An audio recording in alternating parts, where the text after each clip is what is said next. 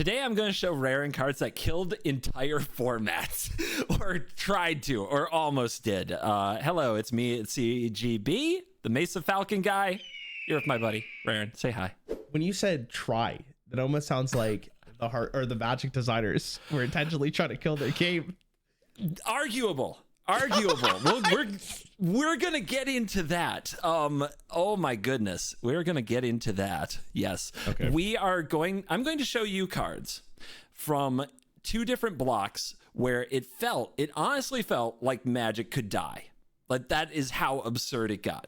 One of them is the Tempest Urza Saga block from 1999, and the other is from Mirridon in 2004. These were both moments where the cards that were printed and the effects that they had seemed just too much, and people were legitimately walking away from the game because Standard got that bad.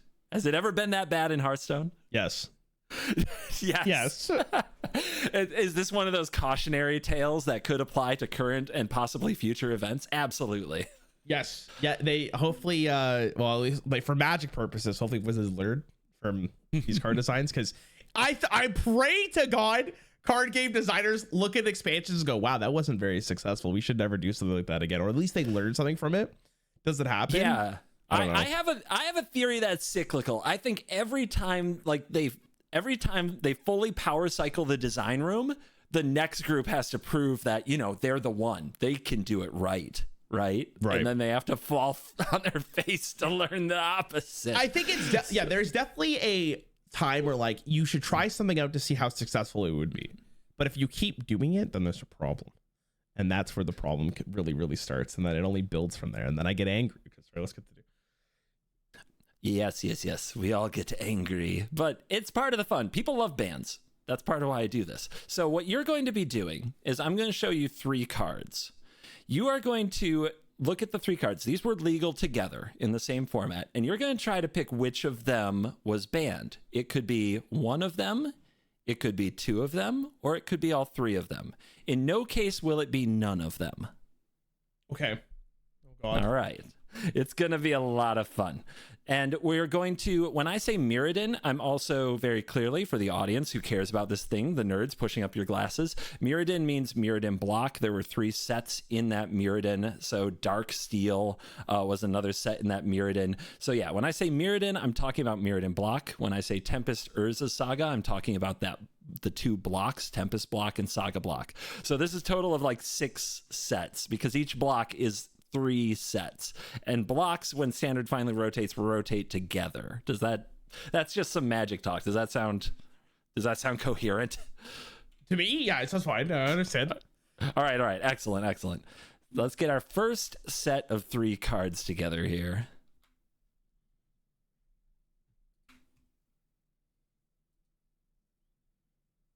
All right, I've given you 3 cards. Which of these do you think got banned? Oh my God. All right. Seat of the Synod? Artifact land, tap, add 1 blue mana to your mana pool. Okay. What is an artifact land? Great question. So artifacts are the primary theme of Mirrodin. This is a world, a plane where so much is mechanical instead of natural. So artifacts, there's a bunch of things that just trigger off artifacts, but it's also a land. You get 1 free land play every turn, but it also counts as an artifact. You can use it the turn it enters the battlefield, but anything that says do this with an artifact, or when an artifact this is triggered or can be used with Seed of the Synod. Okay, that seems really good. Hold on. Arcbound Ravager, 2 neutral mana, sacrifice an artifact, put a +1/+1 counter on this card. Modular 1. This card comes into play with a +1/+1 counter on it. When it's put into a graveyard, you may put its +1/+1 counter on a target artifact creature. It's 0/0. That's a really snowbally effect, no? That's pretty modular. I don't think you've ever showed me a card with that before. Yep, I don't think I ever have. This comes into play with a +1/+1 counter on it. So it's a 2 mana 1/1. And then when it's put into the graveyard, you may put that +1/+1 counter on another target artifact creature. Okay. That is, I'm gonna have to think more about that card. That's really interesting. Rule of law. What the hell is this art? 2 neutral, 1 white. Each player can't play more than one spell each turn. That counts as minions, right? Yeah, spells are minions in this game. Creatures are spells, yes. Okay, so give me the options again. You said banned, not banned, and I forgot the last one was. Oh no, that's it. Was the card banned or not? And, so one of these 3 was banned. 1, 2, or 3 of these 3. Oh, okay. Not 0. My apology. Not 0. Okay, so one of these was guaranteed banned. Okay. Rule of law feels like it's a card that would be banned.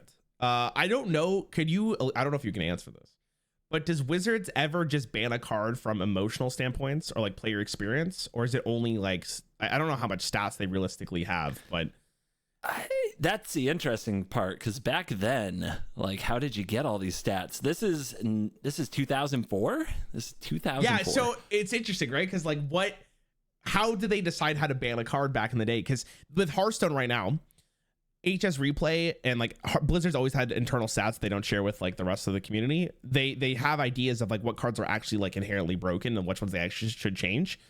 Where Magic didn't have that, right? They were just basing this one off tournament play. Well, Magic Online, one of the original online card games, and still up and kicking somewhere, looks and feels like playing Spreadsheet the Gathering.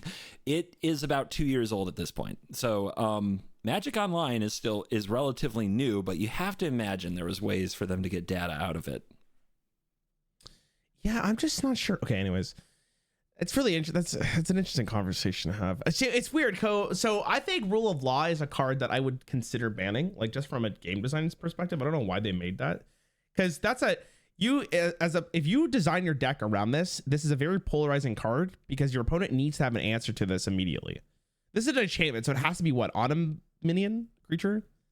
It just hangs out on the board. Yeah. A location, kind of. That's a yikers for me. I'm gonna be honest. That's a really shit card. I hate it. The seed is interesting. I don't know how good that really is to be an artifact land. I'm going to assume that's very powerful, not because it is not because you can interact with artifacts, but the fact that you could use this immediately is what you said, right? You can play this and immediately tap.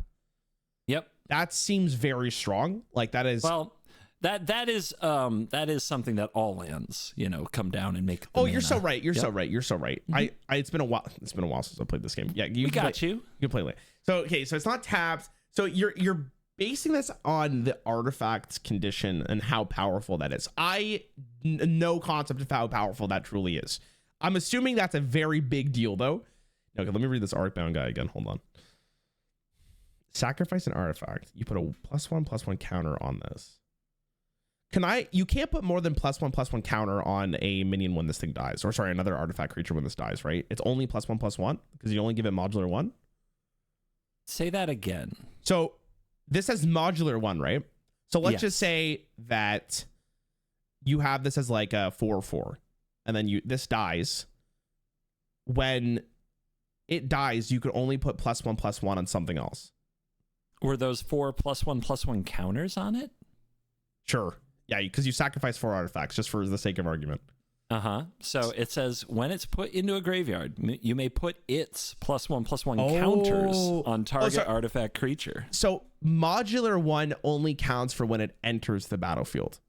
Yep. So that's that means what it comes with. Every single time it enters the battlefield, it gets +1/+1. But then when it dies, you could shuffle all the. Okay, that sounds pretty toxic. Okay, hold on. That's a very snowball-y effect. That's the gift that keeps on giving.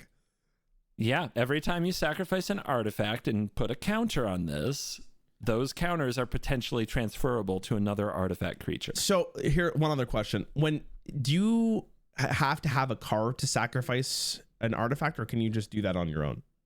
Oh, that's an activated ability. If you have the artifact, you can just sacrifice it.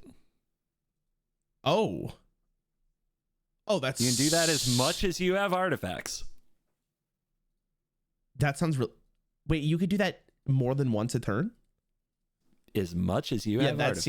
That seems kind of nonsense. I'm gonna be real with you. All right, I'm gonna go with Arcbound was banned and Rule of Law was banned. I don't know if Seed of Synod was actually like good enough. I have no concept of how good an artifact land is, so it's hard for me to really judge that.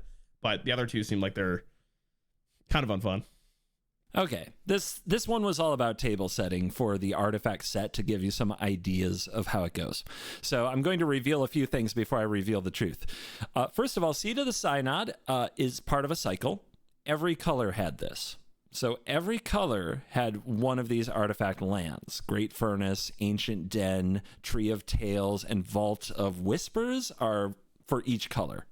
Okay. And each color can play, each of these you can have 4 of in a standard 60 card deck. And this was a way to get artifacts into your land spots. So Arcbound Ravager, clearly a very powerful card if you have a number of artifacts, but usually up until now, casting artifacts, having to play them from your hand, really kind of made it hard to have a bunch of artifacts on the field. This was the first time that they were like, okay, we're just going to put artifact on your lands so you always have more artifacts on the field. Which turned out to be a little crazy with some of the cards that they printed. Let me show you something. This is, again, just setting the table, then I'll let you know about your analysis. Go ahead and read Frogmite here. Frogmite. 4 neutral affinity for artifacts. This spell costs 1 less to cast for each artifact you control. Oh! Yeah. Okay, yeah. Yeah. So this is one of several cards in the format that they introduced that have affinity for artifacts. So the interesting thing about an affinity for artifact cost reduction, like with Frogmite, is it basically means every artifact land taps for 2 in the case of that spell, because it's both giving you the cost reduction and it taps for mana on its own. Yeah, it was not weird to play 2 or 3 Frogmites for free on turn 2. There's a card, I don't want to spoil this for you, but I think I'm not going to show you. There's a card in Hearthstone called Corridor Creeper, which is not the same concept, but it's very close. If people thought that when that card got released, it wasn't going to be broken, it turned out it was broken. Because it's like, it's like infinite mana cheating. So, yeah. Same lessons, different game, man. So, Arcbound Ravager, what made this card sick was that basically everything was an artifact and everything was cheap or free. So, this card, whenever somebody would try to remove any piece of your board, you would sack it to Arcbound Ravager, make the Arcbound Ravager bigger. When they tried to remove the Ravager, they sacked the Ravager to make the Frogmite bigger, right? Because then you just throw all the counters onto that thing. Yeah. You try to block one, sacrifice everything that got blocked, and put all the counters on the one unblocked thing. Yes. Oh, what? You can do it in attacks. You can do it in response to removal. You can do it any fucking time you want. Yeah, that's kind of broken. That's actually that card was banned. That card had to be banned. Arcbound Ravager was banned. Okay. And it was a big deal because this was one of the most expensive cards in standard. It was like $25 a piece or something, which back then was a lot for a standard card. And I happened to buy 4. And I was pretty broke. This was post college, like before I had like a real professional job. CGB. I was struggling. Danny was eating the $5 Little Caesar pizza every night. Nice, nice. So when my Arcbound Ravagers got banned, I still have them. I'm waiting for it to come back. Wait, so if a card gets banned, does the value of a card does it go down or does it go up? So that's a great question and a bigger conversation. I will say at this time, when Standard was the format in Magic that everybody kind of agreed to follow, yes, if a card got banned out of Standard and it was worth $20-some, you would wake up and it would be $2. Oh. Mm-hmm. Yeah, that's tough. Yeah. That's tough. Tough times. So Ravager 100% got banned. Rule of Law is a card I wasn't sure. I haven't seen anything quite like it in Hearthstone, and I wanted to hear your take on it. Rule of Law effects are, like you said, annoying. They are so annoying. There are so many cards that, like, when you cast them, you also get a trigger that lets you cast another spell that you can't even play with a Rule of Law. Like, it just shuts down so many things. And yet, never banned. Never banned. This card and many cards like it. They've made a lot of cards similar to Rule of Law. There are some in Standard right now, and they don't even see much play. But they are there, it's really interesting that people who like these kind of what they will call stacks effects in Commander, things that keep you from doing things. There's a lot of those kind of in this set, which are some last, some don't. But Rule of Law never got banned. And it has had various levels of like, is it good or not, to be honest? Like, it doesn't even see a ton of competitive play. It's interesting because I have no idea like how good of an effect that would be in Magic, like personally. I can tell you in Hearthstone, if that was like an aura that you could put into the game, you would absolutely destroy decks, like single-handedly with that one card. You would lose the tempo for it. Let's just, for the sake of argument, it's 3 mana. Like you would lose the game for that. Actually, there's a card that was called Celestial Alignment for Druid. It was 8 mana. It would start off at 7 mana, maybe. You would lose all your mana crystals, but you would change every cost on your opponent and your side to 1. So they can, so virtually they can only play 1 card a turn until they started ramping up their mana again, right? Okay. The problem with it is that Druid would abuse that effect because they can get mana crystals before your opponent could. So you would just like get infinite mana, and then your opponent's stuck playing 1 card a turn for like a while because it'd be miserable, right? Like it's so tough to come back from that. This is a card that you play on turn 3, and it's still not enough to just roll your opponent. That's really interesting. I don't know. I wonder why it's not good played more. Maybe there's just better stuff you can do. Also, I guess you could limit yourself because sometimes you do want to play more than 1 card a turn. Yep. So I don't know. It's kind of a curious card. Anyway, let's talk about these lands one more time. Okay. The kind of free effect put on these lands, they made a whole cycle of them. So there's 20 of them legal and standard. People were playing decks running these lands that didn't even need some of the colors. Just have more artifacts in their deck because the artifact strategies were so insane, and they actually banned all of these lands. They banned all 5 of these artifact land cards from standard completely. Okay. Yeah, so it's tough without the context, right? But it is. And that's why we went first. Artifacts are busted. You got it? Artifacts are really good. What's this again? Remind me just so I'm aware. I can look at the... this is Mirridon block. Okay. Yep. And we're gonna do all the Mirrodin ones together, then move on to Tempest Saga. Oh, thank God. You can immerse yourself a little. Yeah, thank you. That actually helps me a ton for evaluation. I appreciate it. Yeah, no problem at all. you thank me now. Just wait. No, I'm excited to see the rest of these. Oh Let me get your next bit queued up. That Ravager card is pretty nuts. Dude, the Ravager math. So watching competitive Magic at the time, affinity was such a big part of the competitive format. And you would just see go to combat, attack with Arcbound Ravager, have a few other like dorks. Just like there was 1-mana 1/1 modular was like a playable card because of Arcbound Ravager. It was basically 1 mana for 2+1/+1 counters moved anywhere you want at instant speed. Yeah, that was just playable. Ornithopter 0 mana O2 I showed you in Antiquities got played in this deck because it's just 0 mana for a creature that with flying. Yeah, it's pump toxic, all your counters on. That's toxic. Yeah, it's horrible. And so they just go to combat. They attack with like 3 or 4 artifact creatures. All their lands are artifacts. They put their whole hand on the battlefield. It's turn 3, and then they just start. You see them sitting at the table going tap tap, like touching their cards, and you're like, they're already doing math. They're already doing Ravager math. This game might already be over.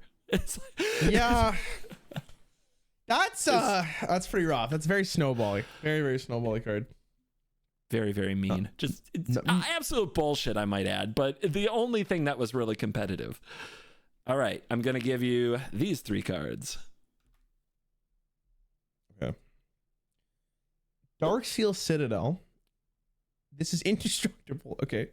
Destroy effects and lethal damage don't destroy it. Tap, add 1 mana to your pool. So it's a land that just can't die. Yep, and it's also an artifact land. It's also important, yeah. Chalice of the Void.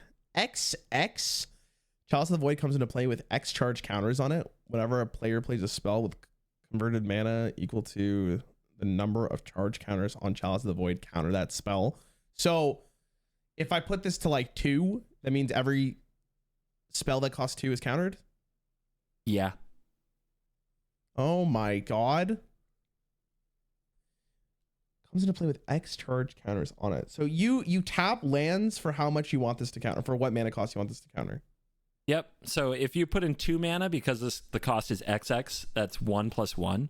So it would have 1 charge counter on it for 2 mana. What the fuck? That's really interesting. Wait, is that? I can't tell if that's good or not though. Let me go to the next card. We'll come back to that. Disciple of the Vault. 1 black. Whenever an artifact is put into a graveyard from play, you may have target opponent lose 1 health. It's a 1/1. Whoa! So this guy's the counter. This is him. Is that good though? In what instance would you not want your opponent to lose a life? There isn't a lot of like the Molten Giant type stuff from Hearthstone. Yeah. So nothing quite like that. No, you want your opponents to lose life. I can't think of a good reason not to in this format. All these are really interesting. Okay. The fact that this artifact land is indestructible means that you can't sacrifice it yourself. So there's... Oh, you sound like you're going to say something like I'm wrong. You're wrong. Why am I? Yeah, you can sacrifice indestructible things. Like sacrificing isn't a destroy effect. Okay, so I take that back. So then why is this card... Isn't this just have to be banned? Isn't this just better than the other one? Like Seed of the Synod? Isn't it just a strictly better copy of it? Because you get any... I guess you only get neutral mana, right? Yep. All of these are very intriguing. Disciple of the Vault feels like it's almost like a tech card, but I feel like there's enough decks in this format where like artifacts are played so often that you would be pretty happy just to play this. Because this just probably sits on the board and then your opponent's like, can I really lose 1 life to do this? And maybe you counter it enough. In worst case scenario, I guess it blocks, so it's like probably okay. That seems like a very powerful effect, but I don't think it's ban worthy. So I think that one's probably not banned. The Chalice is such an interesting design. So let me just make sure I'm understanding this card. You pick the amount of charges to counter a specific mana cost for spells. So like you could do like you block 3 counters or you block 3 times like a 2 cost spell. Am I making sense? You block 2 3 times a 2 cost spell. Okay, so when it says charge, that's how many times it can counter a spell, right? No, it counters the spells for as many as they cast and as long as it's there. What's the charge for then? I don't understand. Because the charge counters are keeping track of the number. So I think a good way to look at it is the amount of mana you pay is how much you pay for the charge counters. So if you want 1 counter, therefore Chalice to counter all spells that cost exactly 1 mana, you have to pay X twice in the cost. So 2 total mana, right? 1+1. Okay. If you wanted Chalice to counter 2 mana cards, you would have to pay 4 total mana. 2 + 2, X + X. Oh, okay. I get you. That still sounds really good. That is such a hard card to evaluate because if you get that early enough against certain decks, you roll them. Let me really blow your mind. You can play it for 0. And they counter every 0 cost? Correct.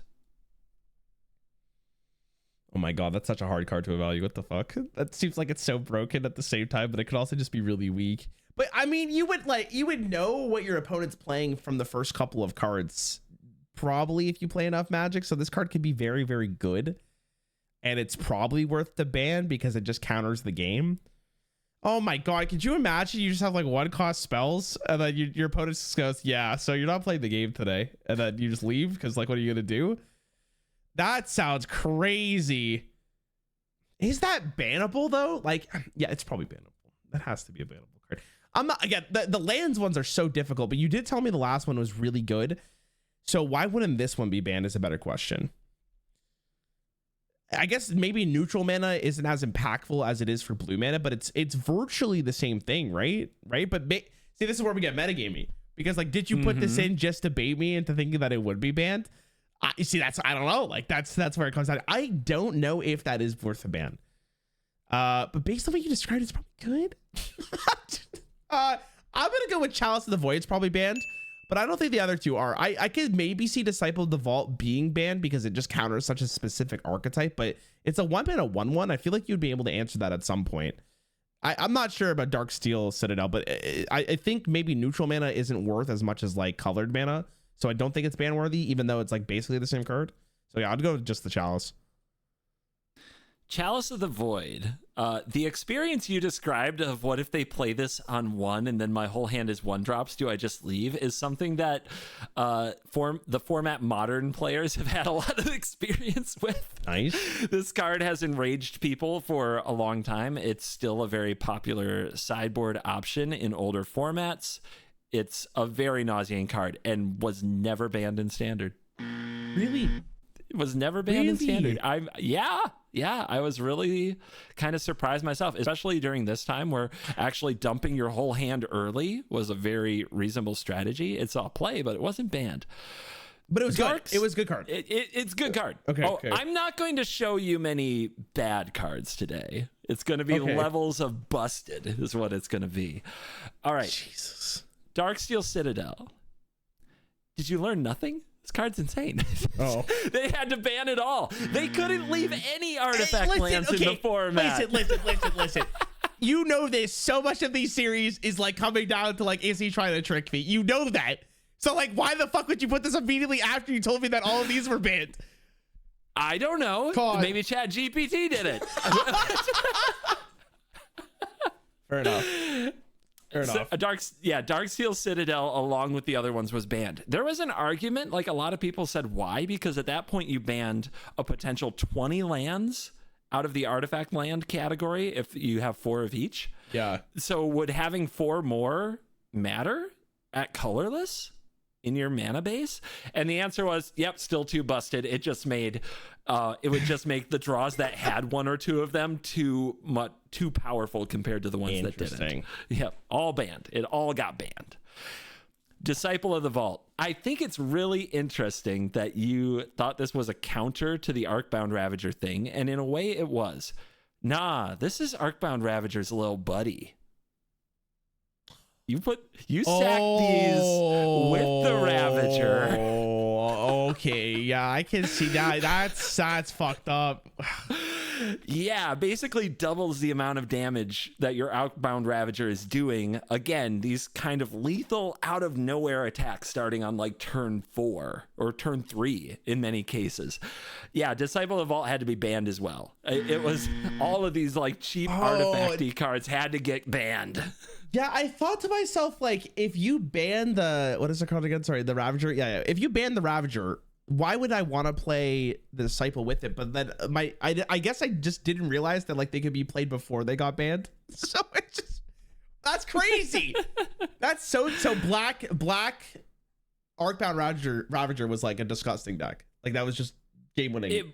It was the deck. Like Ravager Affinity, I don't have like numbers on just how much it got played, but everything was around it. The people who didn't play Affinity had to beat Affinity. They had to show up with a lot of cards that you would never usually play in Standard. Cards that like Oxidize, 1 green mana, destroy target artifact. Like every deck that wasn't Affinity had to play that card.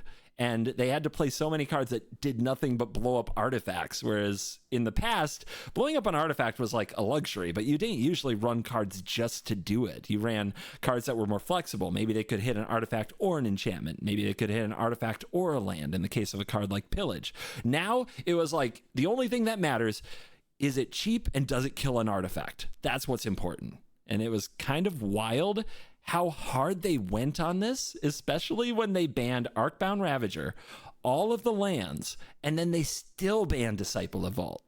This was all in the same ban announcement. Oh my God. Yeah, this was all in one announcement that they got rid of all of those cards, and it was overnight. Like they said, this deck is done. It's definitely for the best, because based on what you're describing, it seems like it just locked out the game. Like you're playing this or you lose. Yeah, not only were the cards expensive, like Arcbound Ravager and a bunch of these other cards were very expensive. It was a very bad. Oh my God. It was a bad play experience. Like whoever went first could potentially just kill you on turn 2 or 3, like with the right draw, right? So it's almost like nothing happened in most of these games. Unfortunately, there was a lot of also negative repercussions of having such an expensive and meta powerful deck banned out from under people, where people were honestly not, they left because they were annoyed by Affinity. They were afraid to come back because they thought whatever's next could get banned and their cards could be worth nothing the next day. It's kind of insane. Yeah, I mean, that's the tough thing, I guess, with like banning cards that actually have like real monetary value. Like Hearthstone goes through that a lot, where like they ban one legendary and like a whole deck archetype's destroyed. So they don't do it very often. Like it's very conservative. Where Magic, it probably hits you even more because you spent like your real money for this and you own the physical card. So watching it like just deplete in value must feel miserable. I've never had to go through that, thankfully, but that's a tough situation to be in. That's So what's wild is that the high ceiling for the deck didn't actually mean that it was like out, like if you metagamed hard enough, there were so many things in the format that hated on artifacts that you could beat the deck. It's just that you would still win sometimes with its nut draw, and you had to be so polarized to battle it. One of the interesting things about this ban announcement was, and this is from Aaron Forsyth in R&D at Wizards of the Coast, and what he had to say about this ban announcement. I'm just going to read you this. I'm curious what you think about this as an outsider. So Aaron is writing about why these things were banned. It says, in the past 3 months, R&D and the DCI, the Duelist Convocation International, basically the tryhards, the governing body of the tryhards of Magic, have been reminded that Magic is not a series of balanced equations, spreadsheets of top 8 results, and data of card frequencies. Magic is a game played by human beings that want to have fun. One of the most damning statements that can be made about a game is that it is not fun, and that's exactly what we've been hearing about Standard. That sounds like they did it purely off emotional basis, which is probably for the best for a game that they want to have like a positive relationship with and costs a lot of money. It's Hearthstone does that kind of. I think Hearthstone does. I remember talking to one of the devs, and I wonder if Magic does the same thing, where if something is inherently broken, but no one plays it, do you nerf it? Or do you only nerf the thing that is so popular, even though it's not the best thing in the game? Most people would probably lean towards the second one rather than the first one, because if no one's complaining about it, why would I nerf it randomly? You'd wait for it to be popular. So like that seems like a pretty good statement to make, right? At the same time, the fun is subjective thing, right? Like sure. There are people who hate control decks, right? Yes. You ever ban a control deck because it's good? No, there have been a lot of good control decks. It takes something more than that, which is it's interesting what takes a thing from like broken to unfun, you know, and what. Yeah, it's tough. It's really tough because maybe with this deck sounds like it used, like you said, you win on turn 3, right? Mm-hmm. So that feels less fun to me than losing to a control deck where I probably lose on like turn 7, because at least I got to play the game. I remember like a Yu-Gi-Oh player made that argument to me. Like, you still have agency in a control game up until the point where you lose. What agency do you have against a deck like this? Like, hoping they don't draw it? Yeah, hoping they don't keep their hand. So as soon as you see them like snap keep, you're like, well, okay. When we do the videos, when I did Nax Ramos with you, did I show Undertaker to you by chance? Like when we reviewed it for Hearthstone? No, but I got to see it in action in the tournament. So Undertaker is, in my opinion, the strongest card Hearthstone has ever seen in its prime. Because Undertaker was a card that if you had it on turn 1 and your opponent did not respond to it, you lost. Like the game was over. Like they couldn't answer that card. I would rather not have to play against that than a control deck that is very strong that probably wins the game against aggro decks on turn 5. Because at least there's some breathing room for other archetypes strategies to come through, where Undertaker just says, hey, if you don't have removal, you lost. And like no one wants to play a game on turn 1 and just lose. Like that sounds miserable. And Magic's even worse because Magic is physically, like during this time, like you physically have to be there for it, right? Like you can't play this online. God, yes. So like imagine going to somewhere and then being like, oh, I lost. Oh, okay. Like that doesn't sound good. Like whether you just spent your Saturday afternoon down the street at the card store or whether you flew across the country for a mega Grand Prix tournament, sitting down to a few rounds of, oh, I guess they had it and I'm done. Yeah, exactly. Yeah, that sounds terrible. That sounds miserable. No one wants to play with that. No one does. There's no way. So it's really tough. I think I always say this to to my community is like, it's really difficult to be a card game designer, because you have to think about so many different avenues and the players who play your game. But in my opinion, like, I feel like that, I don't know if that statement's like correct most of the time, but for this one in this specific context, I feel like it really is like adequate to be like, this is why we're banning this card. Like, we need to make sure people are having fun with their game. More importantly, just playing the game rather than just getting ran over on turn 2. So it's probably fine. I don't know how I'd be curious to hear how the community responded to it, but I mean, it was a mixed bag, especially when they banned such a, like, everybody who was in, like, I was in, like, I was going to play Magic no matter what happened, even though I just lost a lot of money. Like, I was very happy, but there were a lot of people who were like, well, I'm not coming back. Like it's too risky. Yeah. But so at that point, is it worth for them to make that statement thinking that they're going to lose much more of the player base than like the small subsection of players that will leave because they decided to ban these cards? That's why it's an interesting statement, because I mean, people have really strong feelings about money. People also really have strong feelings about what is fun, and it kind of walks that line, right? Yeah, I would agree. It's tough. It's really tough. It's really tough because the monetary value aspect of it. If you're ignoring the monetary side of things, I think they made a really good decision. But I don't know. Thank God that's not my decision to make, man. That's crazy. There is one more ban from this era. It was in a separate announcement. It was actually banned before these cards. And I'm going to give you a set of 3, and we'll see if you can pick which one it is. Okay. I would love to read. Is there like a comment section for that statement? No. Oh, okay. Like, they put that article on their site, and no, they didn't have comments. Yeah, comments would have been great to read. Okay, Skull Clamp. 1 neutral equipped creature gets +1/+1, or sorry, +1/-1. What? For equipped? When equipped creature is put into a graveyard, draw 2 cards. All right, that's pretty good. Equip 1 man. So sorry, let me just make sure I'm reading this right. Equip 1 mana, or is it like just one? Okay, so equip 1 mana and then it cost 1. Oh, this is how much. Okay, this is what the effect does. So for 1 mana, attach to target creature you control. Equip only as a sorcery.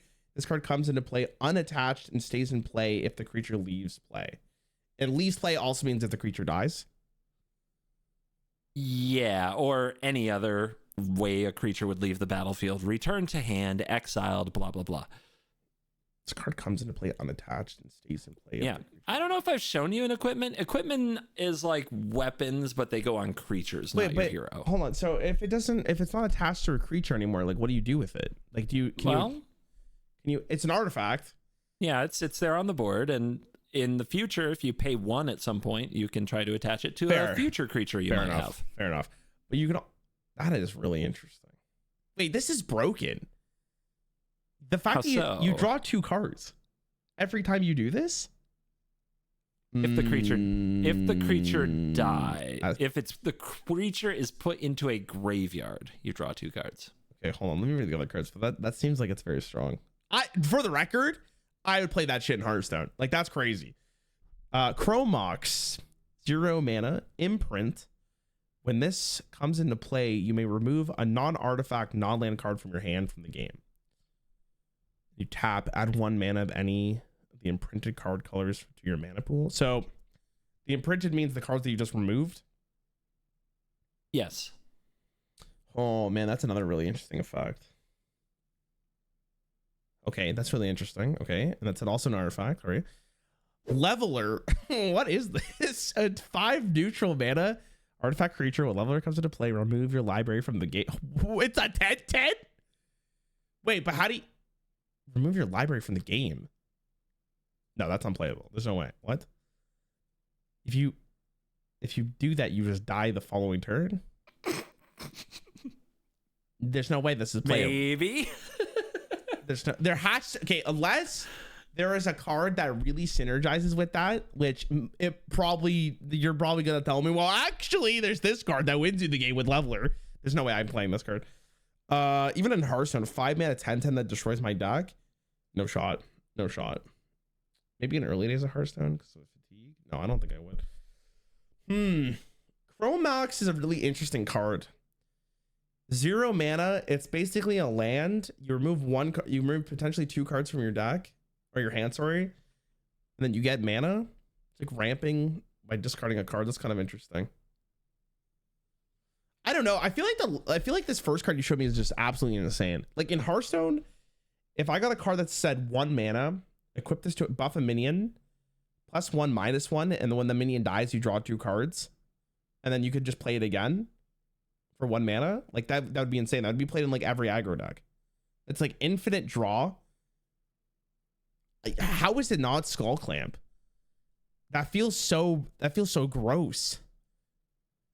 Yeah, so it's Skull Clamp? I'm gonna go with Skull Clamp. If you don't tell me it's the leveler, I'll be okay with Chrome, but there's no way it's the leveler. Like I'm missing such a huge piece of the puzzle if it ends up being that. Sorry, continue. Well, actually, there is a very popular card in Commander called Thassa's Oracle that says if you have no library, you win the game for 2 mana. Oh my god. Is that real? But that card is a combo with Leveler in Commander to just win the game. But that card wasn't legal in Standard. Oh. So it's not Leveler, no. Okay. Do people actually play that in Commander? I hate that. I hate that person. They are bad people. It is confirmed. We can all agree on that. There's also a really fun commander that takes a card from your graveyard and puts it on your opponent's board under their control, and giving them a leveler is really funny. That would destroy their library if you did that? Yeah. Ooh. Yes. Yeah. So that's called Beantown Bullies for those looking it up. But no, leveler was not banned in Standard. That was definitely the meme answer here. So it really is an interesting battle with Chrome Mox and Skull Clamp. The problem with Chrome Mox is a great card. Still gets a lot of play, played in a lot of competitive formats. The problem with it in this Standard is that you had to remove a non-artifact non-land card. And in the deck that wanted it, there just weren't many cards you wanted to remove because there's such a density of artifacts because the artifact synergies were so good. That Chrome Mox, while very powerful and saw plenty of play, it did not have to be banned in Standard. But Skull Clamp made it like a month. Yeah. I don't think it even made it that. Where's the actual dates of when the set was printed? What it says here, Skull Clamp was quite simply a mistake.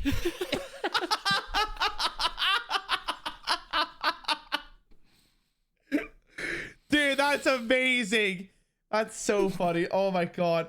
It's so funny, dude. Like the similarities between Magic and Hearthstone's so funny. I've only seen that on one card for Hearthstone where they literally just blatantly said this card has been overpowered for too long. Like stuff like it's great. Mm-hmm. But yeah, like that card's ridiculous. Like that's so broken. Like that's insane. The tournament that they had before they banned it, there were 58 out of a possible 64 copies in the top 8 of 2 tournaments. Did the person that won the tournament had in their deck? Oh yeah. Okay. Like 68 out of that means that only like there might have been one deck out of that would be 16 that didn't play it, and maybe 2 decks that ran only 3 copies instead of 4. And it probably had more to do with the cost of getting the card. This was also a $20-some card at the time. Oh, fair enough. Yeah. Damn. So yeah, it was banned before the other cards that I showed you were banned. If you can imagine the brief period of time when all that stuff was legal together. Oh my God. Is that the best Magic deck of all time? That's a good question. That might be right. Maybe it will only be surpassed by something I show you next in the Tempest Urza Saga block. Dun, dun, dun, dun. That's okay. See how I set this up? I'm a professional. You're so good at this. It's crazy. But yeah, we're going to say goodbye to Mirridon block for now. Mirridon, I had told you when we talked about Ravnica, that Ravnica was the set that was there to save Magic. Mirrodin was the set that almost killed it. And I was surprised. There were so many comments on that video. It's like, please do Mirrodin. It's like, some of you sickos, like, you got that rose-colored glasses big time. It was not fun. It was gross. It was disgusting. These decks were sick. And the amount of financial damage dealt by these bans did take people out of the game. Oh, and I'm sure. It was scary. It was a scary time for Magic. Well, look where it is now. They're doing a Marvel look where collab. It is now. They sure are. We have Lord of the Rings cards on our Magic cards. Yeah, baby. Yeah. We have Fallout cards. We got Doctor Who. We're rolling. We got Assassin's Creed coming out next month. Assassin's Creed? What? Yeah, no, I'm not making this up. What the hell? When are they doing the Warcraft one? Dude, get your people to talk. I'll buy like 5 boxes of those. I think those would be so sick. Oh, man. We are gonna take a little ride. We're going back. We're going back a little further in time. The year is 1999. How old are you? I'm 27. How old are you in 1999, nerd? 3? Depending on when. 3 years old. Depending when. You're 3 years old. You're enjoying maybe some cartoons and some applesauce. But somewhere out there were some sweaty nerds at their game stores throwing down, getting into Urza Saga. Urza Saga and Tempest, which were some of the sets that some say almost killed Magic when the designers went way too far. Way too far. And we're going to play the same game. Did this card get banned? I'm going to show you 3 cards. At least one of them was banned. It's possible all of them were banned, but at least one. 0 is not an option. Okay. My 3-year-old brain is kicking in. Oh, yeah, you can just tell what year these are from just from the cards. Hey, Time Warp! Ever heard of it? Yeah. Hearthstone made that card. I can't believe Magic took it. Target player takes an extra turn after this. 1999. Oh, man. We were there when it was written. Yeah. The art of this card is very interesting. 3 neutral mana, 2 blue. Target player takes an extra turn after this one. Well, if I know anything from Hearthstone, oh my god, it's Skewy! He does the flavor text. Wow. Skewy, yes. Your favorite card to sign, yes. If I know anything about Hearthstone, Time Warp was very good in like it was okay in standard. And wild it's got a little crazier. So I wouldn't be surprised if that's the ban. But let's see what the other ones are. Earthcraft, 1 neutral, 1 green. Tap an untapped creature you control. Untap target basic land. My apologies. So you're untapping a land and a creature. Tap an untapped creature you control to untap target basic land. Oh, man, the way they word that is fucking horrific. Tap an untapped creature you control to untap to target basic land. So you stop your creature from like defending or attacking to get an extra mana. That's basically getting a mana, like another mana, right? Wait, yeah, your creatures kind of become mana. How does it work in Magic? If I tap a land that gives me a mana, if I untap that land, do I still get the mana that I got when it was tapped the first time? Yes. Okay, so you get 2 mana from the same land on the same turn if you do it. Is basically what I'm asking.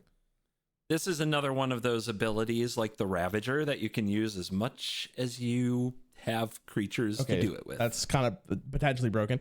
Static Orb, 3 neutral players cannot untap more than 2 permanents during their untap phases. That does not count as lands. It does. Oh, man. Oh, God. All of these are... Okay. The thing about Time Warp is it's so good. And also, second question, if my opponent blocks with a creature while I'm attacking and then I play Time Warp, do their creatures untap? Do their creatures untap? Blocking does not tap a creature. You're so right. Okay.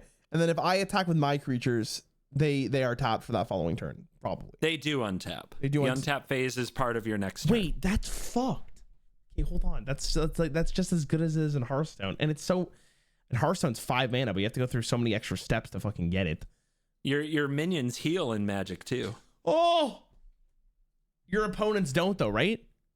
They do. Oh. Yep. At the end of every turn, the cleanup step removes any damage that was dealt to a creature on that turn. Okay. Oh my god. This is tough. Okay, I'm gonna make a blanket statement here. I think all three of these are probably worth a ban. Like, there's no way a card like Time Warp wouldn't see play. That is an insane effect. That is absolutely unreal effect. It's a free turning, you untap all your lands. So like you just utilize the mana and then you just go to another phase. Earthcraft seems broken. That's like ramping out of your mind. That is insane. And there's probably cards that even do stuff with like untapping them and tapping them. So it's probably nuts. Static Orb is like cringe.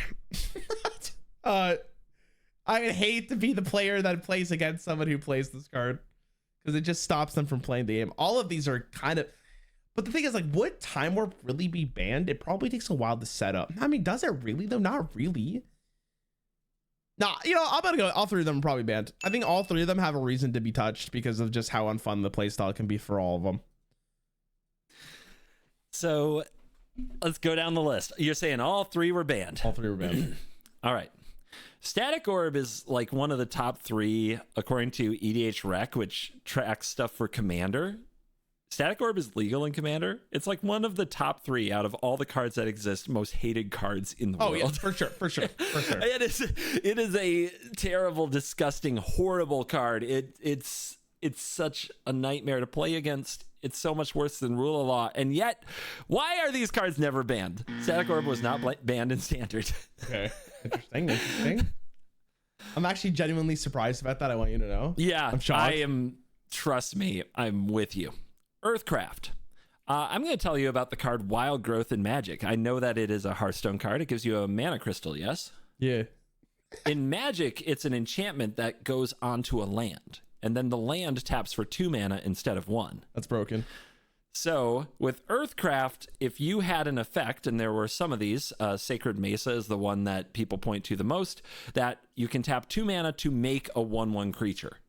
You can then tap that creature to untap that land, tap it to make a creature, tap the creature to untap the land, and make infinite creatures on the spot. I'm throwing up. That's banned. Banned. Yep, banned. That's what got Earthcraft banned. And Earthcraft is still legal in Commander. You don't see it much. It's part of the reserve list because it's that old. They will never print it again. Thank God. But yeah, Earthcraft had to go. Time Warp, I was really excited. This was Time Warp's first time in Standard. First time. Yep. And Time Walk was a Power 9 card I showed you that was gone in Unlimited back in 94, I think. And then they didn't print it anymore. Time Warp was 2 mana for exactly what Time Warp is. Time Walk, 2 mana, Time Warp, 5 mana. So when people saw Time Warp, immediately they had kind of that price gauge fallacy in their head of like, well, that was 2 mana. This is 5. So this can't be good. This can't be good. Time Warp has been banned across several formats, most recently Historic on MTG Arena. But Time Warp was not banned in Standard. And my recollection of that time is that it wasn't even like it was an expensive card, but I didn't even see it very often. Which I don't know. I feel like if we could go back in time, it just keeps happening. I'm sorry. If we could go back in time, I feel like Time Warp was just as busted back then, especially with some of the other stuff that we're going to do. But I think people had a genuine problem paying 5 mana for it after they had Time Walk for 2 mana. I think that the fallacy just got them. Yeah. When a card's nerfed, like people don't want to touch it. Like this, like it's like disgusting now. But it's 2 mana to 5 is so much. Well, I mean, 2 mana. 5 mana is probably still pretty good. It's considering you just untap all your mana again. Like absolutely worst case, you just play this card, draw another card, and untap all your lands again. Yep. So like it's kind of surprising it doesn't see play, like regardless of the cost, because it pays for itself no matter what. My God, though, what's absolutely wild is with some of the other cards I'm going to show you, that Time Warp, that's probably the biggest factor. People didn't see Time Warp as the problem. Okay.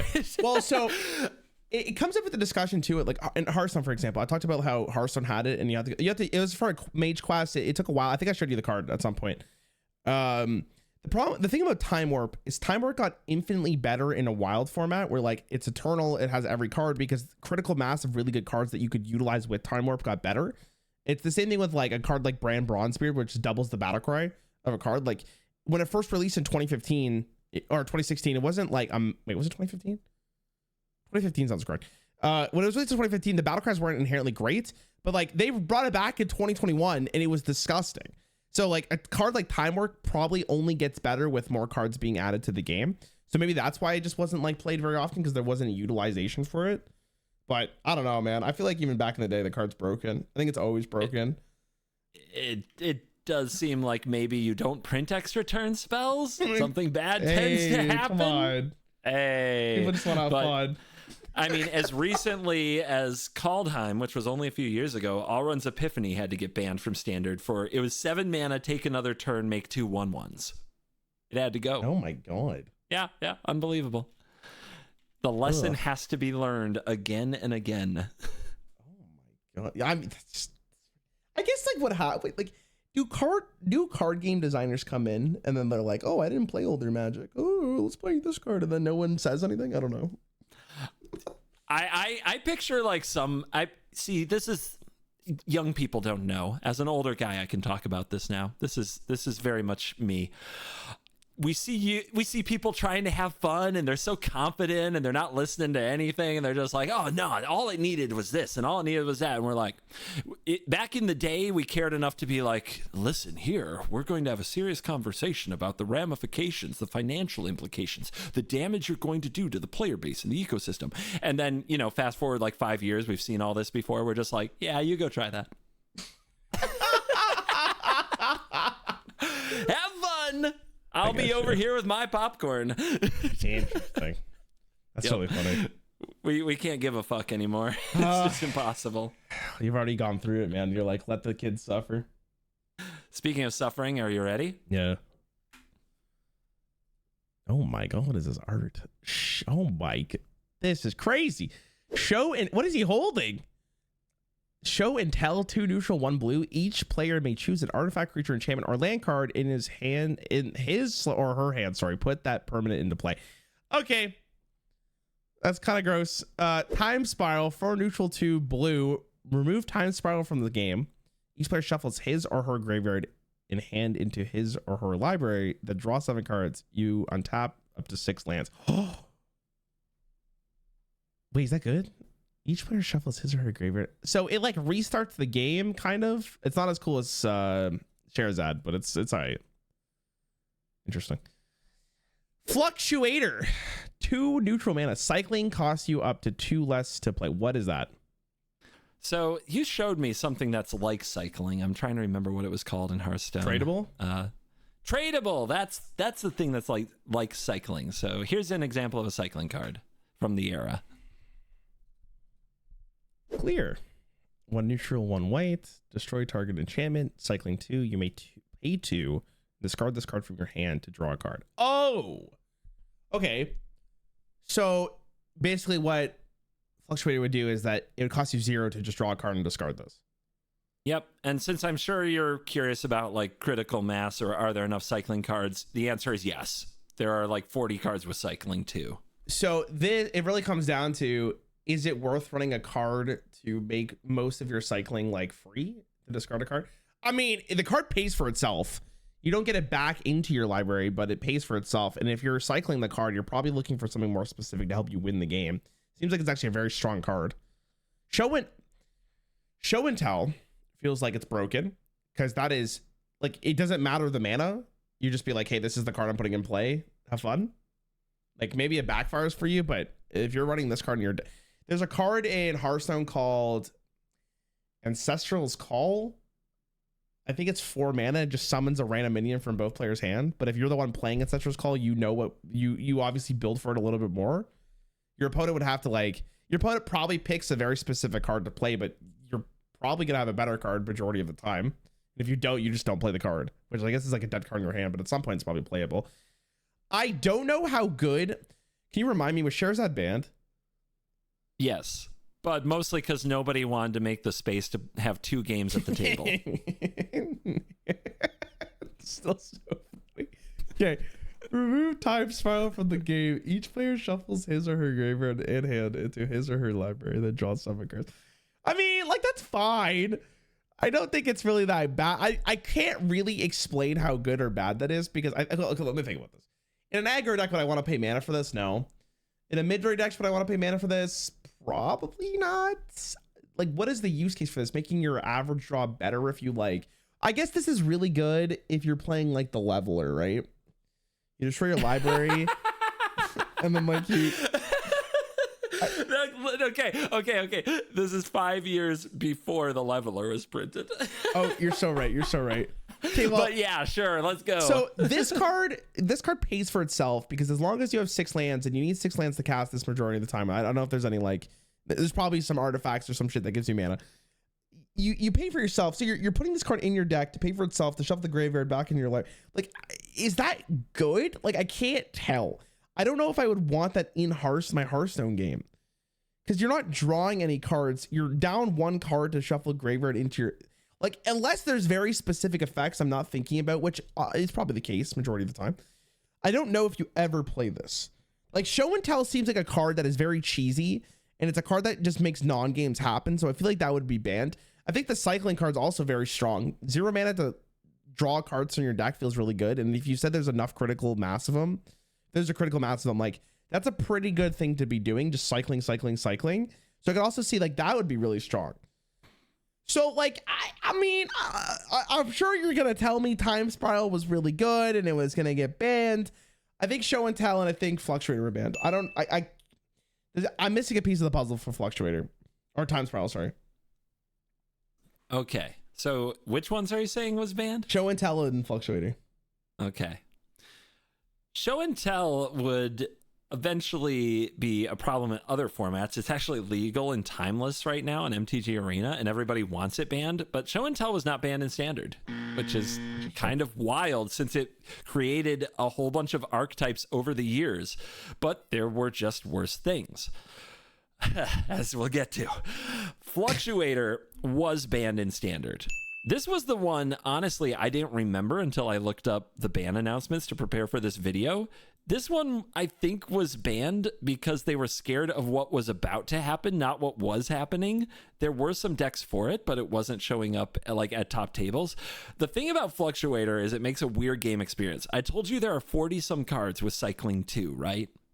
Yeah. So if you, say, just put out a Fluctuator and your 60-card deck has somewhere between 30 and 40 cycling cards in it, you just go cycle, and your hand is basically exactly whatever combo is left. There were also... Yeah, it's broken. Yeah, for sure. Yeah. Just in one shot, you're kind of sculpt your hand into whatever you want it to be because you just burn through all the cycling cards. What this also does is put a ton of cards in your graveyard. Specifically, there was a card that was new called Living Death. Living Death destroyed all creatures in play and put all creatures from all graveyards onto the battlefield. Oh. Yeah. So if you use this to put 1 million creatures with cycling into your graveyard, it doesn't even have to be 1 million. You can just picture if it's like 10, that's already more than you probably need. And then you cast Living Death, blow up the existing board, and have 10 creatures on the board. Yeah, you're probably gonna win. Yeah, so, yeah, that's pretty good. On top of that, there were cards that like just had cycling payoffs. Whenever you cycle card, you exile a creature, and then like it comes back later. But still, that's annoying. So yeah, Fluctuator had to go. Okay. Now let's talk about this. Let's talk about Time Spiral. Okay, let's talk about this card. Okay, start off. Was it banned? Was it banned? Oh yeah. Oh my god. What? Oh yeah. Okay, oh yeah. Continue. To me, this was the one that had to go. I think to most players who played at the time, this was the thing that like the world could not heal if this card was in it. So a few things. Let's first talk about netting mana, because you think of it and it's like pay 6 cards, untap 6 lands, it's free. The problem that we discovered, there were a number of cards printed in Urza Saga that said when you cast this, untap 6 lands. Great Whale is going to be an example. It's 7 mana for a 5/5 creature. When it enters the battlefield, untap 7 lands. The concept is there, right? You pay 7, you get 7 back. Like, it's just a 5/5. What's the big deal? The big deal is when you can tap lands for more than 1 mana. Okay. So I shared Wild Growth, right? It lets a land tap for 2 mana. Okay. Yeah. I want you to keep that in mind as I show you some other cards, some lands that might tap for more than 1 mana, so that these things become mana positive. Then you draw 7 new cards. You generate more mana than it costs. Now, if these 7 cards also untap lands, you go more and more mana positive. You can have 4 time spirals in your deck, so you might time spiral into time spiral. Basically, if you can picture every turn that is running a time spiral as being like, all right, shuffle, see what we draw in the 7. If it's the right set of cards, we keep doing it. And if it's in the right set of cards again, we keep doing it. And it keeps going mana positive.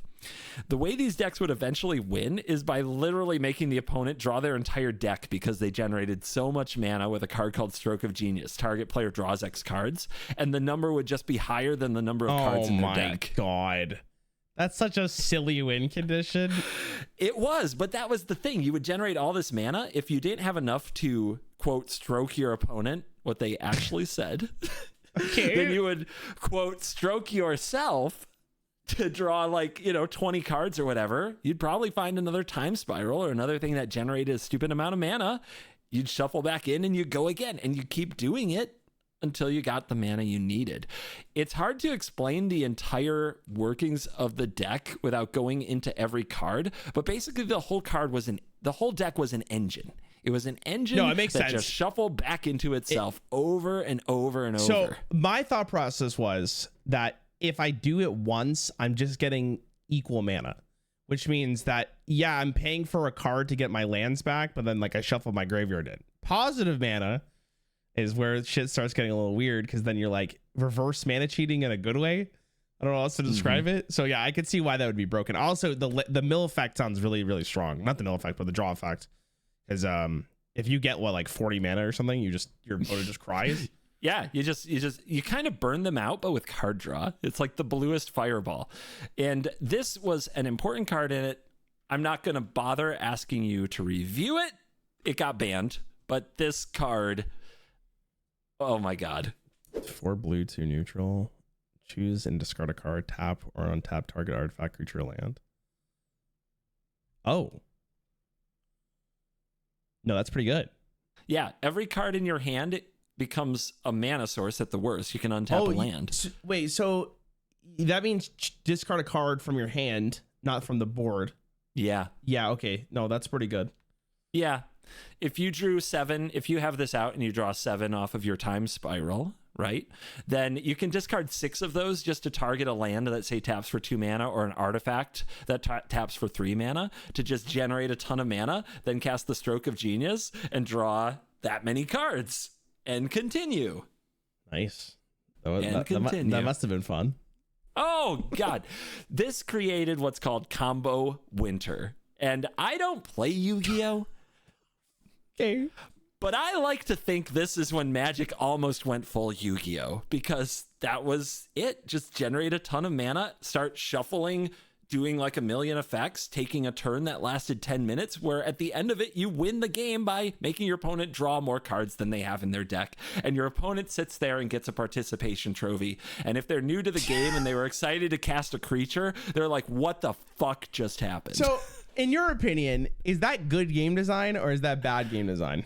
That is good game design for 3 days. The fun thing about it in 1999, as a smug teenage asshole that I was in high school, is I had these cards and I knew how this worked, and nobody else in my town did. Oh my, you bully. I did. I bullied so hard. I went to the card store. I bullied people twice my age. Oh Good my game. god. Get wrecked. You're Give me so the prize. mean. I was a terrible human. I was. This is, again, 1999. The internet's not in every home. There aren't a lot of sites dedicated to Magic the Gathering strategy. There aren't a lot of way to get Magic singles. The people who got in the know and got the cards had an insane advantage over everybody else. And the way that this played out in small town metas like mine, in hindsight, was toxic. Yeah. Was horrible and toxic. And as a, quote, MTG ambassador nowadays, I feel tiny bit of regret about the people I probably bullied out of the game. Oh, that's tough. That's really tough, man. That's crazy. Oh, I mean, listen, the thing about card games is that most people are going to play the best thing possible. They just didn't know it was the best thing possible. Maybe instead of making them quit, you inspired them. Maybe. They're like, I'm tired of losing. I'm going to do what that guy did. You ever? Maybe. I don't know if Magic Arena has this, but Runeterra had this feature where, like, if I lost to somebody, you could see what their deck was, and then I would just copy and use it. Oh, that's a cool feature. No, we don't have that. That's a pro and con, because the problem is, like, if you're a high legend player and you're like building a secret deck or something, or a high level player, and you don't want people to know your deck, then it's like, now they get to see what's in my deck. But ooh, you're true. Yeah. It's a weird thing. Hearthstone actually did like a tavern brawl, which was you start with your whatever deck you wanted, but if you lost, you had to play the deck that you lost to. And it was like, what deck would end up being the best one? Like, what would be like the amalgam of like what every player is playing in that tavern brawl. It was kind of fun. It was really interesting to think about.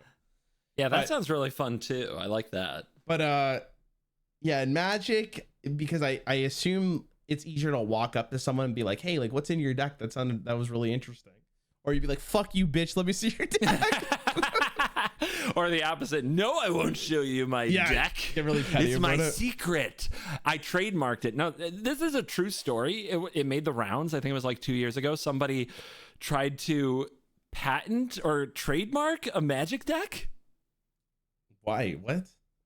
Yeah, like legal, like use the US like legal system to trademark, so it could not be copied, a Magic the Gathering deck. I think it was just like a weird legal experiment, but they did it. So you can't run that specific like 60 cards or whatever? I think that's what they were going for. To my knowledge, nothing ever came of it, but it was a pretty funny story. That's really interesting. That's incredibly interesting. Indeed. You know what else is interesting? What? Which of these cards got banned? Oh, so okay. Here comes the next set. Okay. What the fuck is this? Yawgmoths? Dude, that guy's running like Naruto. I don't know if you know that. In the day, absolutely. Naruto running. Will. 2 neutral, 1 black. Till the end of turn, you may play cards in your graveyard as though they were in your hand. Okay? Cards put into your graveyard this turn are removed from the game instead. That sounds inherently broken, but let's continue. Gaia's cradle, sorry. Is that his Gaia's? How do you pronounce the AE? What is that? Like, Gaia is correct. Gaia's cradle. Legendary land. So you can only have 1 copy of these on the board. Tap, add 1 green to your mana pool for each creature. Okay, that's broken. I don't even have to continue. Tolarian Academy, legendary land as well. Tap. Okay, that's not. Both of those are so silly. There's no way those are allowed to be played. Okay, let's talk about the one that might not be banned. Hold on. The green one for sure is banned. Like, there's no way that's legal. There's no way. They must have caught on pretty fast. That was disgusting. I'm not sure about the blue mana, but I honestly think it's broken. Because, like, wait, so hold on a second. If you have no artifacts on your board, this taps into nothing. Like, you Correct. Get, but you're gonna have artifacts on the board, and you probably have creatures on the board. I'm thinking there has to. No, I'm not worried about it. The end of turn, you may play cards into your graveyard as though they were in your hand. See, that's a cool card. Like, that's interesting. Which Hearthstone has never had an effect like that. It's very intriguing. You can play cards in your graveyard and you can play cards from your hand. Like, I like that. That's really spicy. I think that's really strong, but I'm not sure why it would be strong. I'd have to see very specific cards. Like, it matters probably a lot from the graveyard, or a lot of effects that are like, if this card is removed from the graveyard or played from the graveyard, or as this enters the battlefield, this is really good. I think all these cards are good, but I mean, I don't know about Yawgmoths, but you can't tell me that these 2 lands were not broken. Both of those are insane. Also, I'm pretty sure Tolarian Academy is like, isn't that the YouTube channel with the professor? Tolarian Community College is a YouTube channel. Is this where he got the name from? I would say, yeah, I believe it is. Okay, so then that has to be fucking broken. There's no way you name your whole legacy on that. Yeah, you would name your legacy on a banned card. Yeah. Absolutely. Fucking yeah, you would. Yeah. Oh yeah. I think the lands are banned. I'm not sure Yawgmoth's is. I think it could be. It has potential because that's a very scary effect. But I don't know if it's really worth 3 mana for it. But it probably is. I know you're going to tell me it was good. All these cards were good, but I don't know if it's ban worthy. But I'm pretty sure the lands were broken. Especially in hindsight, actually, the blue one's probably better than the green one. So the blue one's for sure banned, but I think both of them were banned. Yawgmoth's Will is very, very powerful, especially with like Mind Over Matter, especially with cheap spells that untap lands. Like you just fill your graveyard with all this stuff, and then you cast the Will, and then you cast all those things out of your graveyard. It's kind of like you drew them all again for 3 mana. And Yawgmoth's Will is kind of a iconic combo card in that way. It's currently banned in Legacy and restricted in Vintage, which is a fancy way of saying it's busted in old formats. And in this combo format, it saw some play, but it did not get banned. So it is very good, but it didn't get banned out of this specific format. Gaia's Cradle is an insane Magic card. Okay. And it is mostly known nowadays because it's still legal in Commander, but anytime you play it in Commander, everybody just gets mad at you because they cost like $1,000 each, and everybody immediately starts yelling "pay to win." So even though I have a Gaia's Cradle in my binder, I never put it in my decks because my wife is the one who plays green, and I don't want her yelled at by nerds. You're a good man. Gaia's Cradle was not banned because it made green mana, and green at the time was the worst color because just playing a bunch of creatures didn't win you any games in Combo Winter because everybody else was solitaring. While Tolarian Academy produced blue mana and was the crucial engine piece with Mind Over Matter. There were a bunch of cheap artifacts similar to what you saw from Mirridon block. This was kind of Urza's block was one of the blocks that kind of paved the way for the idea of what they tried to do 5 years later and again failed at in Mirridon block, which is they just made too many cheap artifacts that also made mana. Yeah. So yeah, on turn 1, that Tolarian Academy could cast outrageous things. It was not weird to win on like turn 2, casting Time Spirals, untapping them with the... Oh my god, the Time Spirals. Then you play the artifacts you drew in your new hand, so you tap it for even more mana, you play another Time Spiral or a Stroke of Genius or Mind Over Matter, and you end the game. So yeah, Tolarian Academy had to be banned. It's banned in Commander, actually. Gaia's Cradle's still legal, but this one, hell no. I'm surprised. I guess it makes sense why the Cradle wouldn't be banned, but like it's probably bannable now. Like if it was in Standard, right? Like there's no way it's playable. The Cradle? Yeah. If it was probably, yeah. Okay. Yeah, I think so. And you know, it had an okay life after a bunch of these combo pieces were banned. It was kind of like hope for the creature decks, but at the time green was considered so bad. I think in hindsight, if we did it all again, green would be a little better. They had like 1 mana 3/3. I'm not kidding. Yeah. It was like 1 mana 3/3, and you sacrificed a land when it came into play, Rogue Elephant, but that still had trouble getting the job done against these combo decks. Well, depending on how you're saying with blue, like it seems pretty nasty. Like even if you got a good opener, you still just roll them. Like what are they gonna do? Stop you? It has a lot in common with Mirrodin block when you think about the same mistakes that would happen 5 years later. The mana was too cheap. There were too many artifacts that cost too little. And they just like worked together too well and kind of invalidated traditional Magic gameplay. It just went too fast. Artifacts have a nasty kind of problematic history in Magic. like going back to the Moxes and the Black Lotus, they have always enabled degenerate scum. Yeah, seems like a pretty. I think over all the videos you showed me, like they've always seemed really, really good. Just an interesting thing because it just sits on the board.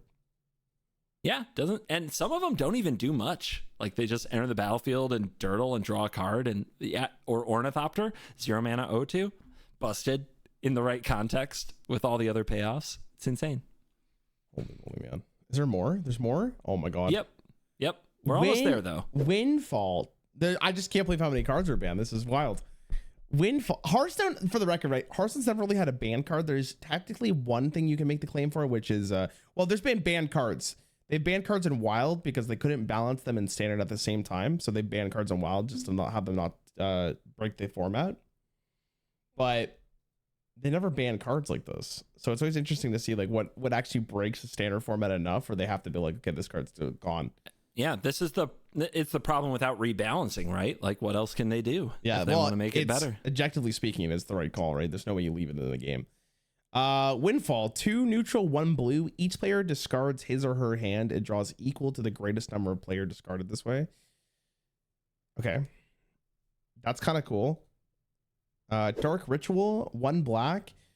Add 3 black to your mana pool. Okay, like what? Sneak Attack, 3 neutral, 1 red. Red, choose a creature card from your hand and put that creature into play. The creature is unaffected by summoning sickness. At the end of turn, sacrifice the creature.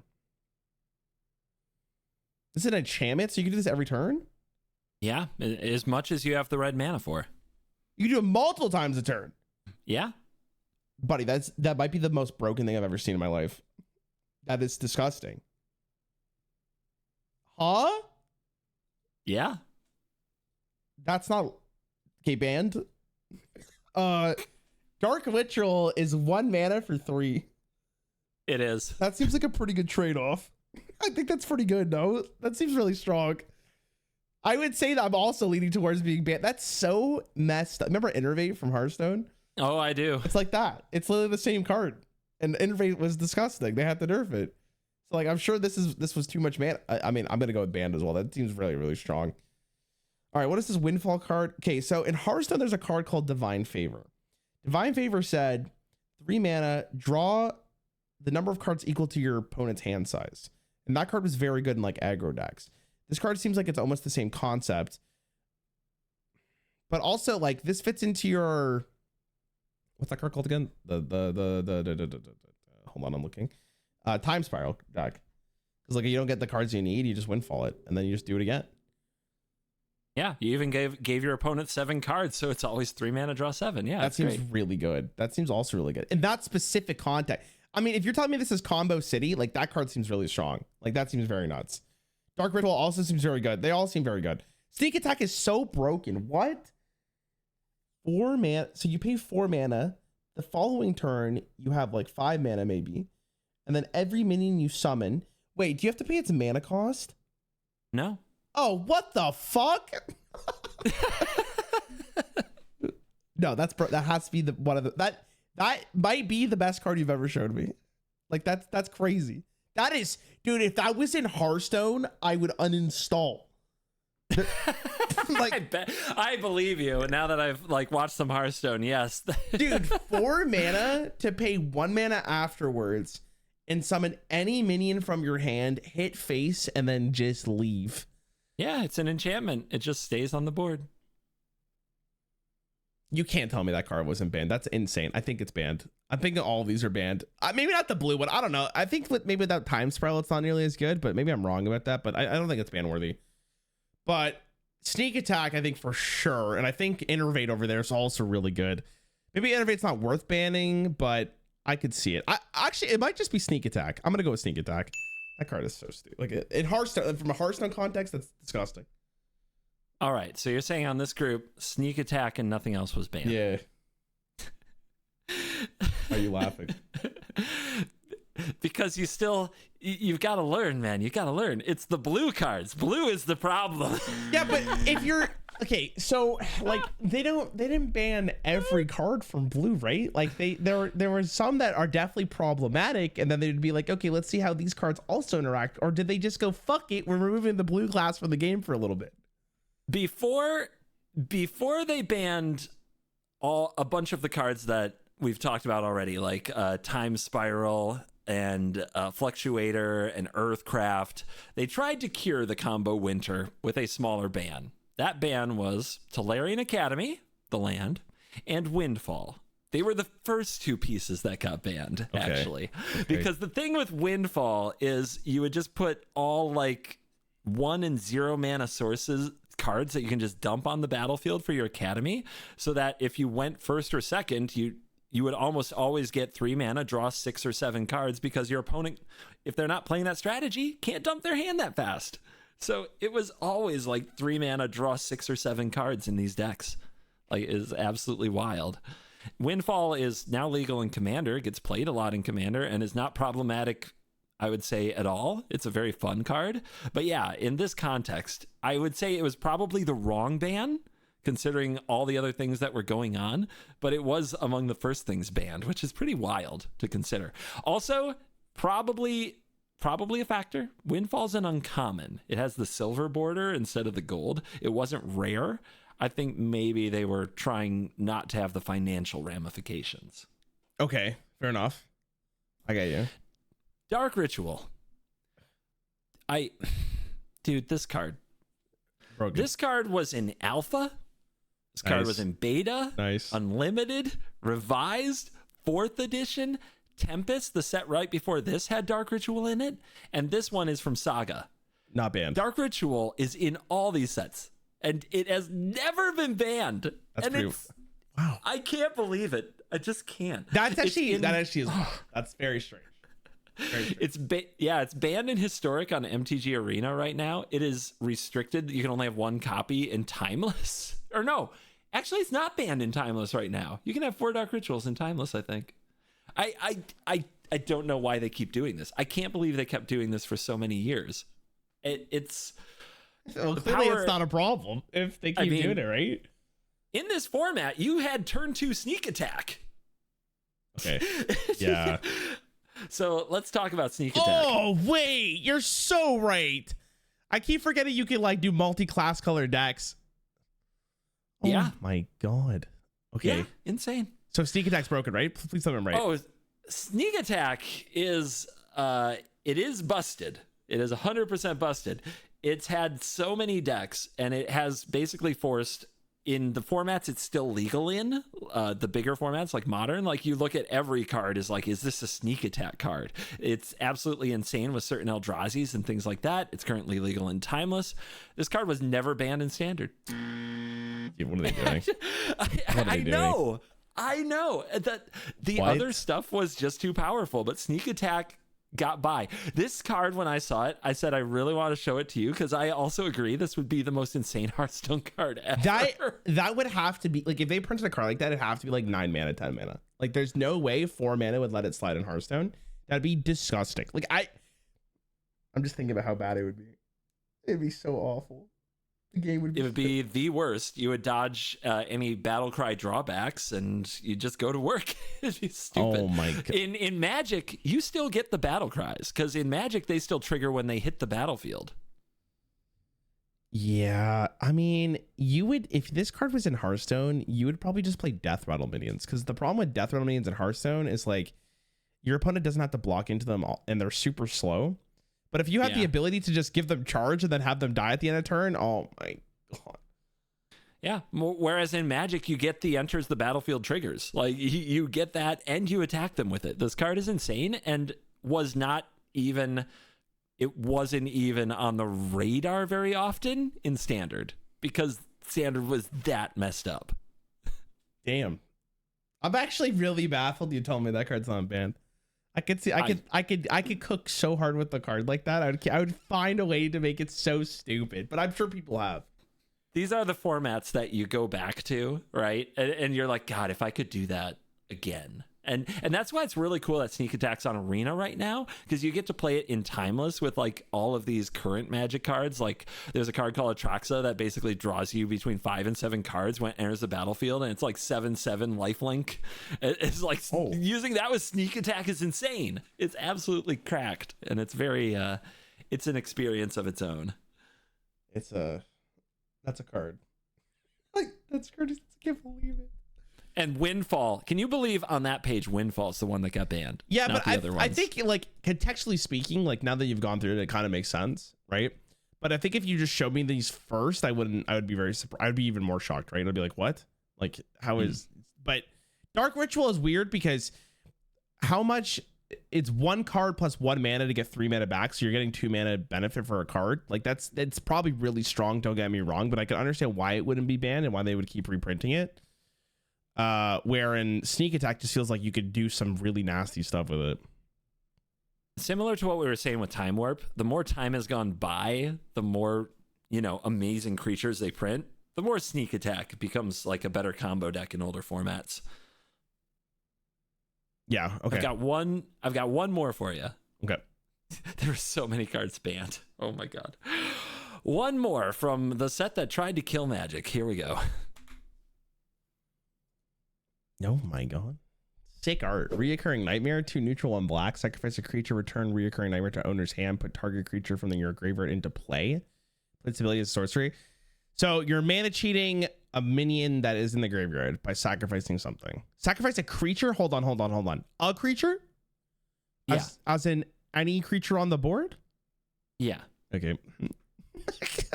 Okay. Dream Hall's 3 neutral, 2 blue. Instead of paying the casting cost for a spell of any color, its caster may choose and discard a card that shares at least one color with the spell. If the spell is X and its casting, X is 0. Okay. That's very interesting. So you don't have to pay for the entire spell as long as it shares one color? Right. That is very interesting. Memory Jar. Tap, sacrifice Memory Jar. Each player sets aside his or her hand face down and draws 7 cards. The end of turn, each player discards his or her hand and return to his or her hand each card he has set aside this way. Oh my god! That's wild! At the end of turn? Okay, so that doesn't mean end of turn of like your turn. That means like the end of their turn as well, right? So they use that card, they use that hand and then they swap back. No. That'd be the end of your turn, right? Yep. End of your turn. Whoa. So you play that earlier until you need it? That is a crazy cool card. I don't think that's bannable, but that's really, really cool. Okay, full transparency, Reoccurring Nightmare, like, you probably, based on my reaction, could tell that's broken. Like, that feels really disgusting. Using your opponent's creature for you to cheat something out feels like that should not be ever made into a card. So, yeah. Dream Halls, that one's really interesting, too, because it's mana cheating on a different level. You sacrifice a card, you pay 5 mana, you sacrifice a card to cast a spell with the same color and its mana cost. That also seems very strong.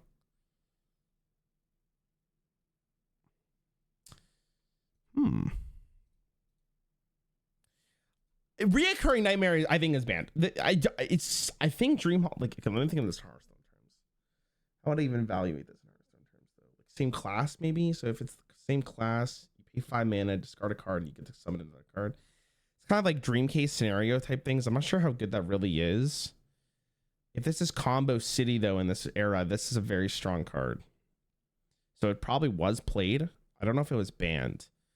I don't know if Memory Jar would see play in a combo-centric metagame. 5 mana to do that seems like it's a lot, because like you don't want to you want to wait one turn to get your mana back.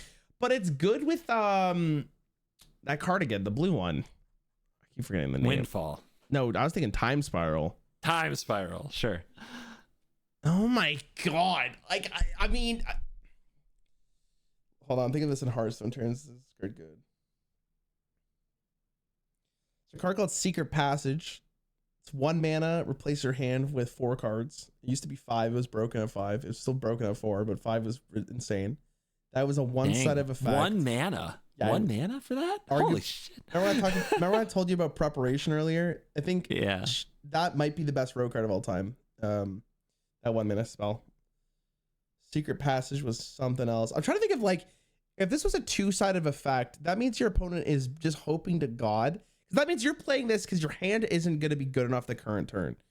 But then your opponent probably has a hand that they want to keep. So if you sacrifice it and then you do something, your opponent has to hope that they also draw something that could counter or do something just as powerful in the same instance. So like, I don't know, like that seems really one-sided for you, but it also feels like it's a lot of setup for like not enough of a payoff. But there's also so many like ways you could work with this card for it to be good. So I think it's good, but I don't think it's bad. I definitely Reoccurring Nightmare, but I'm not sure about the other two. It's really tough. I could see Dream Halls being banned though, but I'm going with Reoccurring Nightmare. All right. Reoccurring Nightmare was banned.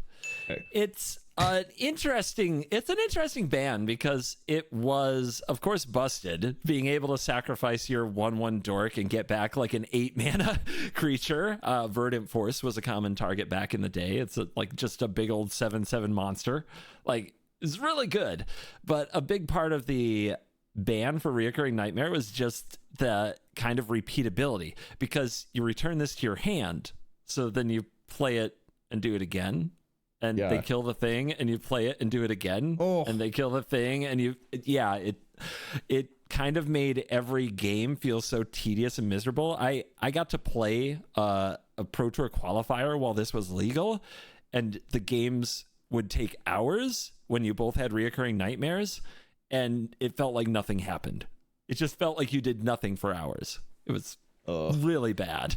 Really bad. There's almost no advantage to be gained. I hated it. So yeah, Reoccurring Nightmare is actually currently banned in Commander for the same reason. And Commander is like one of the ultimate everything goes formats, because they just didn't want the repeatability, the monotony to get into Commander. No, it's a very dumb design card. Very dumb design. I don't know why they made that. That's so gross. Dream Halls. I haven't actually played Yu-Gi-Oh! Or Flesh and Blood, but I picture when people describe it, this is what it's like, where like you're discarding a spell to cast a spell instead of using mana. Something like that. Okay, sure. Yu-Gi-Oh! I can verify that's probably the case. So again, it's blue. I've done my best to share that blue is insane. I've shown you Time Warp. I've shown you Show and Tell and Windfall and Time Spiral, which untaps your lands and you can cast for free by discarding one card to Dream Halls. I mean, yeah, Dream Halls was a part of the combo deck. It's mana cheating machine. It was just horrible. It had to go. Dream Halls was banned 100%. It felt like you just weren't playing Magic anymore. It was just turns never ended, and it was about, okay, I discard this to cast this, but it draws 7 cards, and now I look at these cards and I'll discard this card to cast this, and I'll draw these other cards, and it's like it never ended because there were so many ways to keep filling your hands with cards. So yes, Dream Halls was also banned to stop the combo winter. Okay. Memory Jar. So there was a ban announcement, the attempt to save Magic the Gathering, quite honestly, where they banned a good number of these cards. They banned Earthcraft, they banned Dream Halls, they banned Reoccurring Nightmare, they banned the Fluctuator. Like, this was all one big announcement that followed the ban of Tolarian, Academy, and Windfall that I told you about earlier. 2 weeks later, they came back and were like, and one more thing. One more thing was Memory Jar. Oh my god. Just the free access to so many cards. It just kept being busted over and over. In Memory Jar's case, you played out all these cheap artifacts, again, that made a bunch of mana, and you would play Memory Jar, sacrifice it, try to draw into another Memory Jar or a tutor that went and fetched you another Memory Jar. Tinker is a card that was legal during this era. Tinker is 2 and a blue to sacrifice an artifact to search your library for any artifact and put it on the battlefield. Yeah. The deck also had 4 Dark Rituals. So the idea was on turn 1 or 2, play a Memory Jar, sack it, get a way to make mana, and another Memory Jar, play it, sack it, eventually get out a card called Megrim. Megrim is a 3-mana enchantment that whenever a player discards, an opponent discards a card, they take 2 damage. So this made them discard 7 cards each time. Oh, God. Yeah, 2 Memory Jars and they're dead. Oh, God. Yeah, turn 2, easy. Turn 1 in some cases. So yeah, after they banned all that, and they were like, guys, we did it. The combo decks are dead. A guy named Eric Lawler won a big tournament a week later with this, and they were like, and one more thing. Yeah, that's it's tough because like I wouldn't have known that, but that card it's a very interesting card. Very, very cool. Very, very cool. Potentially like broken, but I think it is a really fun card. Still legal in Commander. Memory Jar actually pretty safe outside of combo Winter, and in hindsight, possibly the wrong ban as well, because the card that really enabled it that would eventually be banned is Tinker, the tutor I told you about that lets you just cheat any artifact onto the battlefield for only 3 mana. Like, so this is another case of maybe it was the wrong ban, but it was the emergency ban as Wizards scrambled to try to save its standard format. It is unbelievable, in my opinion, to think that all these cards at one point were legal at the same time in standard. You know what's crazy, dude? You remember when I talked about Stormwind a lot from Hearthstone? It almost sounds like the exact same thing. Like, it's weird that like both games went through an era where it's just like who could do the most broken shit the fastest, and games would be over on like turn 3. It's strange. Yeah, it is. Similarities between these games are wild. Maybe they'll learn from it someday. But if they learn from it, I'd never get to tell you about Fire Design and Eldraine, which I'll save for a future video. Nice. That's how I'm a pro. You're YouTube god.